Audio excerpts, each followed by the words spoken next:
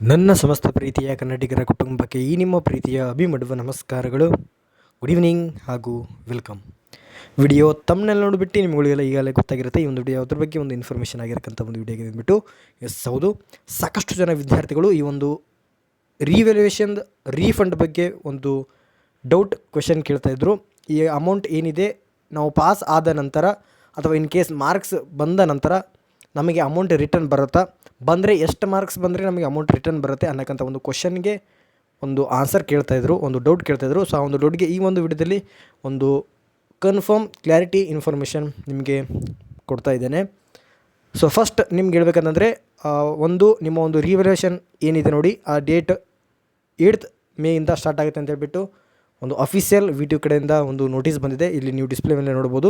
ಇದು ನಿಮ್ಮ ಒಂದು ರಿವ್ಯಾಲ್ಯೂಯೇಷನ್ ಯಾವಾಗಿಂದ ಸ್ಟಾರ್ಟ್ ಆಗಿ ಯಾವಾಗಿಂದ ಎಂಡ್ ಆಗುತ್ತೆ ಅನ್ನೋಕ್ಕಂಥದ್ದು 8th ಮೇ ಸ್ಟಾರ್ಟ್ ಆಗುತ್ತೆ, 11th ಮೇಗೆ ಎಂಡ್ ಆಗುತ್ತೆ. ಸೊ ನೀವು ಫೀಸ್ ಪೇ ಮಾಡೋಕ್ಕಂಥದ್ದು ಕೂಡ ಸ್ಟಾರ್ಟಿಂಗ್ ಡೇಟಿಂದ ಎಂಡ್ ಡೇಟ್ವರೆಗೂ ಕೊಟ್ಟಿದ್ದಾರೆ. ಇನ್ ಕೇಸ್ ಡೇಟ್ ಏನಾದರೂ ಇದಾದರೆ ನಿಮಗೆ 500 ಪೆನಲ್ಟಿ ಕೂಡ ಬೀಳುತ್ತೆ ಅನ್ನೋಕ್ಕಂಥದ್ದು ಕೂಡ ಇಲ್ಲಿ ನೋಟಿಸಲ್ಲಿ ತಿಳಿಸಿದ್ದಾರೆ. ಸೊ ಇವಾಗ ಕ್ವೆಶನ್ ಏನು ಅಂತಂದರೆ, ಇವಾಗ ನಾನು ರಿವ್ಯಾಲ್ಯೂಯೇಷನ್ ಹಾಕಿದ್ದೇನೆ, ನಾನು ಪಾಸ್ ಆಗಿದ್ದೇನೆ, ನಾನು ಕೂಡ ಹಾಕಿದ್ದೇನೆ, ನನಗೆ ಇನ್ನೂ ಮಾರ್ಕ್ಸ್ ಬೇಕಿತ್ತು. ಬಟ್ ನನಗೆ ಓನ್ಲಿ ಒಂದು 30 ಮಾರ್ಕ್ಸ್ ಹಾಕಿದ್ದಾರೆ, ನನಗೆ ಒಂದು 40ವರೆಗೂ ಬೇಕಿತ್ತು. ಸೊ ಅಂದರೂ ಕೂಡ ನಾನು ರಿವ್ಯಾಲ್ಯೂಯೇಷನ್ ಹಾಕಿದ್ದೇನೆ, ನನಗೆ ಜಸ್ಟ್ ಒಂದು 4 ಮಾರ್ಕ್ಸ್ ಬಂತು, ನನಗೆ ರೀಫಂಡ್ ಬರುತ್ತೆ ಅನ್ನೋಕ್ಕಂಥದ್ದು ಕ್ವಶನ್ ಇತ್ತು. ಮತ್ತು ಈ ಬ್ಯಾಕ್ ಆದವರು ಅಂದರೆ ಈ ಒರಿಜಿನಲ್ ರಿಸಲ್ಟಲ್ಲಿ ನನಗೆ 7 ಮಾರ್ಕ್ಸ್ ಬಂದಿತ್ತು, 8 ಮಾರ್ಕ್ಸ್ ಬಂದಿತ್ತು, 10 ಮಾರ್ಕ್ಸ್ ಬಂದಿತ್ತು, ಇಲ್ಲ 14 ಮಾರ್ಕ್ಸ್ ಬಂದಿತ್ತು, 13 ಮಾರ್ಕ್ಸ್ ಬಂದಿತ್ತು, ಪಾಸ್ ಆಗಲಿಕ್ಕೆ 3 ಮಾರ್ಕ್ಸ್ ಬೇಕಿತ್ತು. ಸೊ ಇವಾಗ ನಾನು ರಿವ್ಯಾಲ್ಯೂಯೇಷನ್ ಆಗಿಬಿಟ್ಟ ಮೇಲೆ ಪಾಸ್ ಆದರೆ ನನಗೆ ಆ ಅಮೌಂಟ್ ರಿಟರ್ನ್ ಬರುತ್ತಾ ಅನ್ನೋಕ್ಕಂಥ ಒಂದು ಕ್ವಶನ್ ನೀವು ಕೇಳಿರ್ತೀರಿ. ಸೊ ಇದಕ್ಕೆ ಆನ್ಸರ್ ನೋಡೋದಾದರೆ ರಿವ್ಯಾಲ್ಯೂಯೇಷನ್ ಅಮೌಂಟ್ ಬರೋದು ನಿಜ, ಬಟ್ ಇದಕ್ಕೆ ಕೆಲವೊಂದು ರೂಲ್ಸ್ ಆ್ಯಂಡ್ ರೆಗ್ಯುಲೇಷನ್ಸ್ ಕಂಡೀಷನ್ಸ್ ಇದೆ. ಏನಿದೆ ಅಂತಂದರೆ, ನೀವೇನು ಥಿಯರಿಯಲ್ಲಿ 100 ಮಾರ್ಕ್ಸ್ ಪೇಪರ್ ಬಂದಿರ್ತೀರ, ಆ ಒಂದು ಪೇಪರ್ಗೆ ನೀವು ರಿವ್ಯಾಲ್ಯೂಯೇಷನ್ ಹಾಕಿದ ಮೇಲೆ 40 ಮಾರ್ಕ್ಸ್ ಬಂದಿರಬೇಕು. ಅಂತಂತಂದರೆ ಇವಾಗ ನಿಮ್ಮ ಒಂದು ಪ್ರೆಸೆಂಟ್ ರಿಸಲ್ಟ್ ಏನಿದೆ ಒಂದು 10 ಮಾರ್ಕ್ಸ್ ಇದೆ, ಒಂದು 10 ಮಾರ್ಕ್ಸ್ ಇದೆ. ಇವಾಗ ನೀವು ರಿವ್ಯಾಲ್ಯೂಯೇಷನ್ ಹಾಕಿದ ಮೇಲೆ ಅದು 10 ಮಾರ್ಕ್ಸ್ ಇರೋಕ್ಕಂಥದ್ದನ್ನು 20 ಮಾರ್ಕ್ಸ್ ಬಿಟ್ಟು ಕೌಂಟ್ ಮಾಡಿ ಟೋಟಲ್ 30 ಮಾರ್ಕ್ಸ್ ಆಯ್ತಂದರೆ, ಕ್ಲಿಯರಾಗಿ ಹೇಳ್ಬೇಕಂತಂದರೆ ಈಗ ನಿಮ್ಮ ಒಂದು ರಿಸಲ್ಟ್ ಏನಿದೆ ಬಂದಿದೆ, ನಿಮ್ಮ ಒಂದು ರಿಸಲ್ಟಲ್ಲಿ ಏನು ತೋರಿಸಿದೆ 10 ಮಾರ್ಕ್ಸ್ ಕೊಟ್ಟಿದೆ, ಬಟ್ ಪಾಸ್ ಆಗಲಿಕ್ಕೆ ಎಷ್ಟು ಬೇಕು 18 ಮಾರ್ಕ್ಸ್ ಬೇಕು.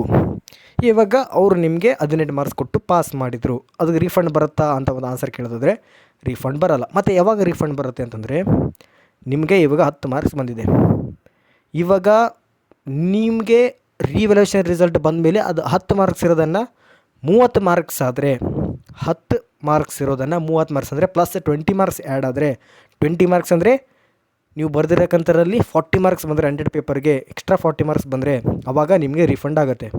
ಕ್ಲಿಯರ್ ಹೇಳ್ಬೇಕಂತಂದರೆ, ನೀವು ರಿವ್ಯಾಲ್ಯೂಯೇಷನ್ ಹಾಕಿದಾಗ ಒರಿಜಿನಲ್ ಅಂದರೆ ಓಲ್ಡ್ ಮಾರ್ಕ್ಸ್ ಏನಿರುತ್ತೆ ಆ ಒಂದು ಮಾರ್ಕ್ಸ್ಗೆ 20 ಮಾರ್ಕ್ಸ್ ಬಂದರೆ ಆವಾಗ ಮಾತ್ರ ನಿಮಗೆ ರೀಫಂಡ್ ಬರುತ್ತೆ, ಇಲ್ಲ ಅಂತಂದರೆ ನಿಮಗೆ ರೀಫಂಡ್ ಬರಲ್ಲ.